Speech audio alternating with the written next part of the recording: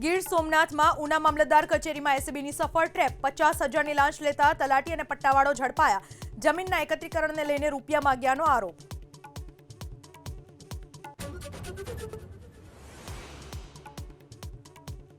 રાજકોટના જેતપુરમાં દબાણ હટાવો ઝુંબેશ। બસ સ્ટેશન વિસ્તારમાંથી દબાણો દૂર કરી ફૂટપાથ કરાયો ખાલી।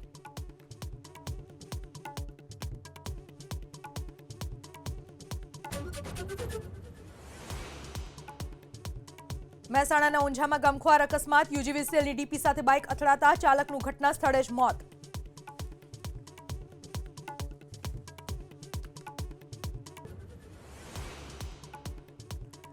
ગીર સોમનાથમાં ઉના મામલતદાર કચેરીમાં એસીબીની સફળ ટ્રેપ 50,000ની લાંચ લેતા તલાટી અને પટ્ટાવાળો ઝડપાયા। જમીનના એકત્રીકરણને લઈને રૂપિયા માંગ્યાનો આરોપ।